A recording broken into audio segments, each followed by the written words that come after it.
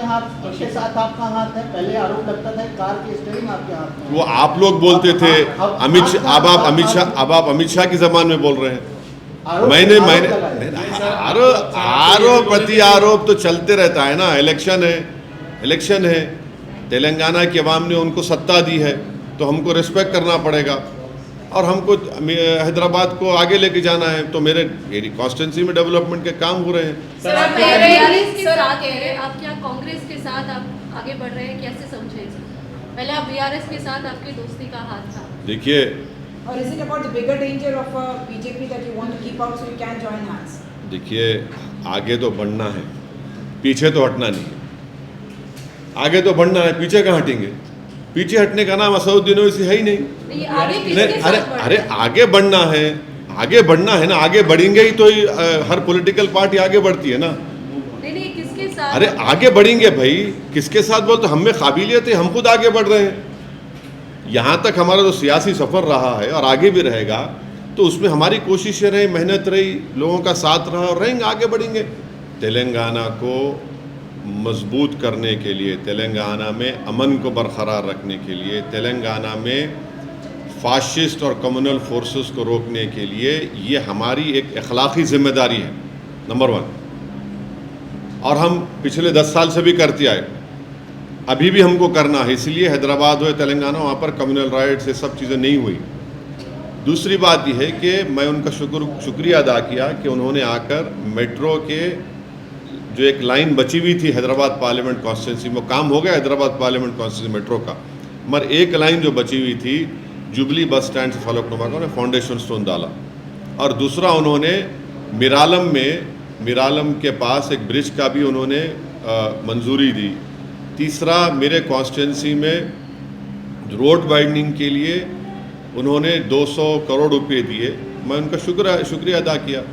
तो इसमें बुरी बात क्या है? डेवलपमेंट होना चाहिए ना तेलंगाना में, हैदराबाद में, तो इसमें बुरा क्या है? अच्छा सर, आपकी अपोनेंट हैं, आपके कॉन्स्टिट्यूंसी में काफ़ी घूम रहे हैं, बीजेपी से उनको टिकट मिला है, उनका सीधे आप पे आरोप है कि आपने ओल्ड सिटी को जानबूझ के पिछड़ा रखा, डेवलपमेंट नहीं किया, यूथ बेरोजगार हैं, ये सारे आरोप वो लगाती चल रही हैं, आपकी कॉन्स्टिट्यूंसी में घूम रही हैं। नहीं, देखिए, पॉलिटिकल हम पार्टी के अपोनेंट है, अब जाहिर है अचानक इलेक्शन से पहले आ गए तो कुछ बोलना पड़ता है, तो बोलिए, कोई बात नहीं। आरटीआई डालिए, आरटीआई से मालूम हो जाएगा आपको कितने डेवलपमेंट के काम हुए नहीं हुए।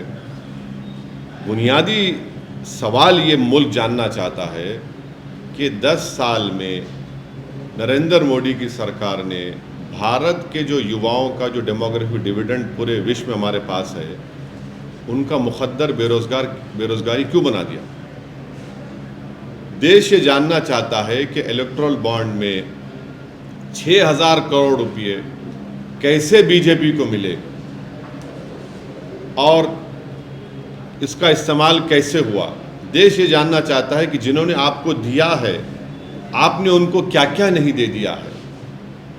हाँ, आपने एक बॉन्ड उनको दिया तो आपने उन पर एक बार नहीं कई चीज़ें उन पर वार दी आपने। तो ये देश जानना चाहता है कि 2000 स्क्वायर किलोमीटर 56 इंच का सीना रखने वाले प्रधानमंत्री चीन को क्यों छोड़ दिए ज़मीन? वो या बताना पड़ेगा उनको। भाई, बीजेपी के पास जो 6000 करोड़ रुपये आए हैं, वो तो मिनिस्ट्री ऑफ सोशल जस्टिस का पूरा बजट है, मालूम आपको? 6000 करोड़ बीजेपी के पास है और देश के नौजवान की जेब फटी हुई है। 6000 करोड़ बीजेपी के पास है, 1500 करोड़ ममता के पास है, 1100 करोड़ कांग्रेस के पास है, 1000 करोड़ टीआरएस के पास है, डीएमके के पास है। देश के युवाओं के पास क्या है भाई? ये सवाल है। सर, वो तो फर्जी वोटों की भी बात करी है कि लड़ेंगे सर। हाँ, पश्चिम बंगाल लड़ेंगे सर। अभी अरे आप सभी अभी दो कैसा होगा? ममता दीदी को चोट लगी है, उनको अरे भाई, क्यों नहीं यार, किसी से पर्सनली हेट्रेड क्यों होगी? हम हमको हमारे बेस्ट विशेस उनको देते हैं और अल्लाह करे जल्द से जल्द सेहतमंद हो जाए। Sir, do you think the India alliance stands a strong chance against Narendra Modi? Locally, you are the strongest. I have said very clearly that Hyderabad, people of Hyderabad Parliament constituency and Telangana and people of Seemanchal will vote against this unconstitutional religion-based law, discriminatory law, that is CAA. That is what I have stated.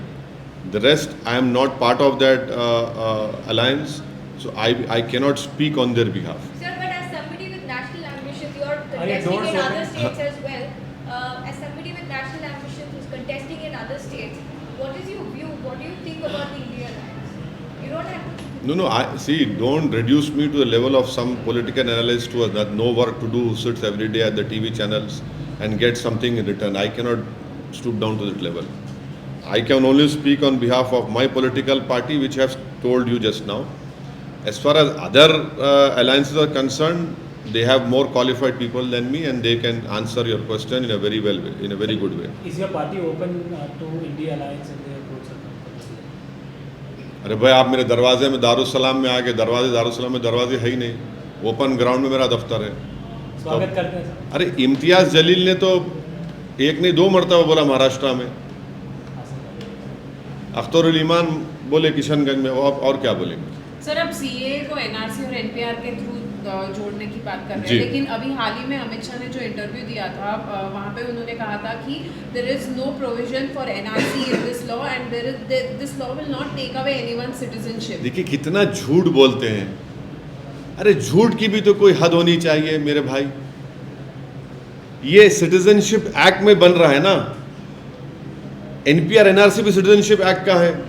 आप religion के ऊपर citizenship दे रहे तो religion के ऊपर छीन नहीं सकते क्या आप?